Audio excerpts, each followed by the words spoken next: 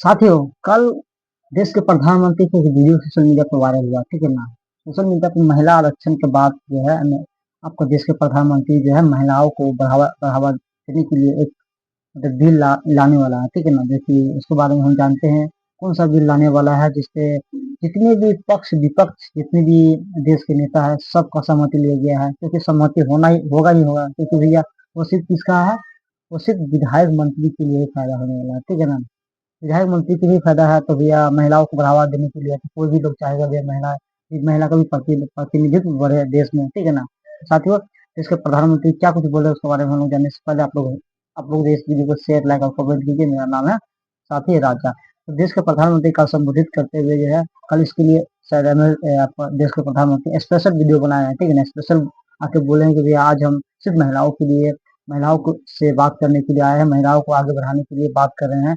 और देश के जितने भी तमाम नेता पक्ष विपक्ष है सबका से चर्चा लिए भी है, कुछ चर्चा नहीं भी दी, मतलब कुछ लोग जो है मतलब कि देश के प्रधानमंत्री के साथ दिए, मतलब नहीं भी दिए। अगर सब तमाम लोग जो है देश के प्रधानमंत्री के साथ है, क्योंकि भी है देश के प्रधानमंत्री महिला बिल जो है आरक्षण बिल लेके आने वाला है, ठीक है ना।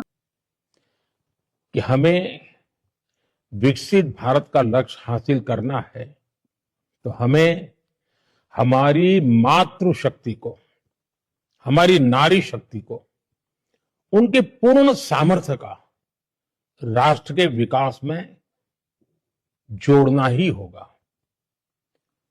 हमने कुछ वर्ष पहले नारी शक्ति वंदन अधिनियम पारित किया था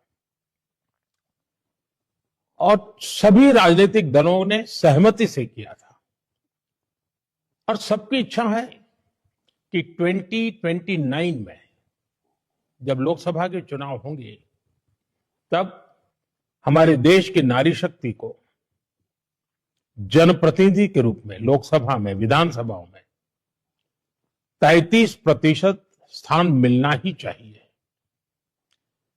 पिछले कुछ दिनों से हम सभी राजनीतिक दलों से बातचीत कर रहे हैं। ज्यादातर दलों ने समर्थन भी दिया है।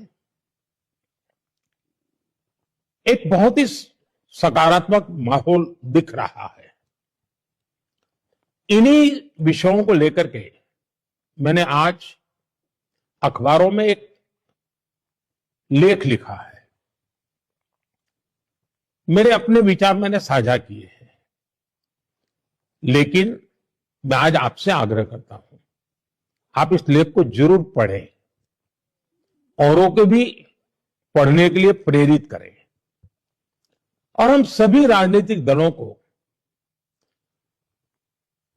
प्रेरित करें, उनका उत्साहवर्धन करें कि वो उमंग के साथ 16, 17, 18 संसद में इस विशेष काम के लिए जब हम मिल रहे हैं तो इसको पारित करें। आप लोगों को पता है कि कुछ दिन पहले जो देश के प्रधानमंत्री या तमाम जो संसद में जो है महिलाओं को 33% आरक्षण देने की बात कर रहा था।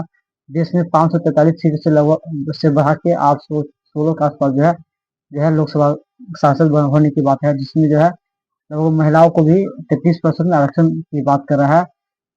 देश विश्व गुरु तब बनेगा जब 2027 तक जो है महिलाओं को प्रतिनिधित्व बढ़े, संसद में, विधानसभा में, लोकसभा में, देश के एक कोना में जो है महिलाओं को भी प्रतिनिधित्व बढ़े।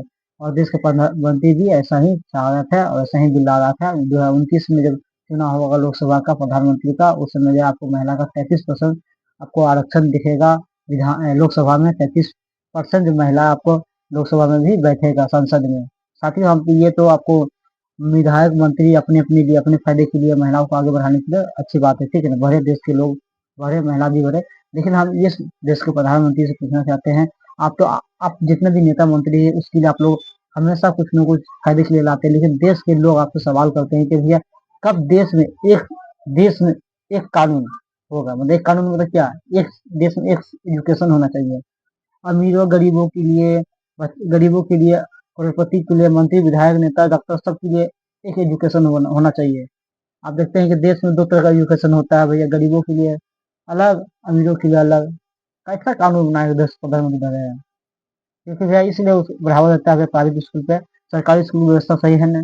भैया आप अपने लिए तो भैया अपने लिए तो जो भी चाहते हैं नेता मंत्री के लिए तो सब कुछ मिल जाता है, अपने बच्चों को विदेश पढ़ने के लिए भेज जाते हैं, लेकिन गरीब के बाल बच्चे कहाँ पढ़ते हैं सरकारी स्कूल में, जिसमें जो मास्टर पढ़ाता है उसको अपने बच्चा को खुद जो है सरकारी स्कूल में नहीं भेजता है। यहाँ तक कि एसडीएम दो लोग अपने बच्चों को नहीं भेजते, यहाँ तक कि नेता मंत्री के बच्चा भी सरकारी स्कूल में नहीं भेजता है। सबके बाल बच्चे जाते हैं विदेश पढ़ने के लिए, बड़े बड़े भारत के सबसे बड़े बड़े स्कूल में, प्राइवेट स्कूल में जाकर पढ़ाने के लिए जाते हैं। प्राइवेट स्कूल में जो पढ़ाने जाते हैं उसके लिए हर साल जो है अब रिविजन करवाते हैं, हर साल जब बुक चेंज करवाते हैं, ड्रेस चेंज करवाते हैं, जहाँ से बोलते हैं वहीं से लेना पड़ता है, जिसकी वजह से गरीब लोग, मिडिल फैमिली लोग मान अपने बच्चों को प्राइवेट स्कूल पढ़ाता है, उसको लोड दिन आ दिन बढ़ते जाता है, ठीक है ना।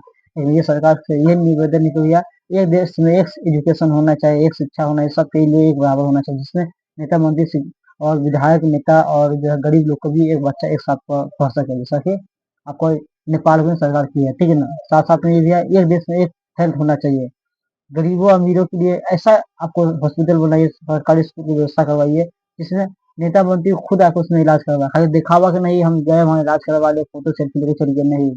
इसके लिए आपको जो है सरकारी हॉस्पिटल पे आपको बढ़ावा देना होगा, सरकारी व्यवस्था पे बढ़ावा देना होगा, ठीक है ना। लेकिन सरकार नहीं चाहेगा, क्योंकि वह सरकार के इसलिए नहीं चाहेगा, सरकार अगर चाहेगा तो भैया जितने उनको पार्टी के लिए फंडिंग आता है प्राइवेट हॉस्पिटल से या प्राइवेट सरकार कंपनी जो को चंदा आता है वो सब बंद हो जाएगा, ठीक है ना। लेकिन सरकार नहीं चाहे, कोई भी सरकार नहीं चाहता अभी देश में, ठीक है ना। कोई भी इस पर चर्चा करने के लिए नहीं आता, ठीक है ना। बस सकते जहाँ विधायक मंत्री सांसद का पैसा बढ़ाने की बात होगा, जहाँ उनको एक हाउस का जगह दूसरा हाउस बढ़ाए मिलेगा, महीना का रिचार्ज फ्री मिलेगा, वो चीज के लिए जो है सब लोग सहमति बना देते हैं, लेकिन देश के गरीब लोग के लिए कोई नहीं चाहता है। लेकिन नेपाल में जब से युवा सरकार आया है प्रधानमंत्री, बहुत ही बेहतरीन जो है नया नया निर्णय लिया है। लेकिन देश के प्रधानमंत्री बस देश में हिंदू मुस्लिम में दंगा फसाद करवाते रहते हैं, ठीक है ना। हिंदू मुस्लिम पे बात करते हैं, जहाँ होना चाहिए शिक्षा रोजगार की बात वहाँ होना चाहिए किसी और चीज की बात करते हैं वो लोग, ठीक है ना। लेकिन देश का प्रधानमंत्री जो भी कुछ लाए हैं वो सही लाए हैं, अच्छे लाए हैं, इसको हम लोग सपोर्ट करते हैं। धन्यवाद।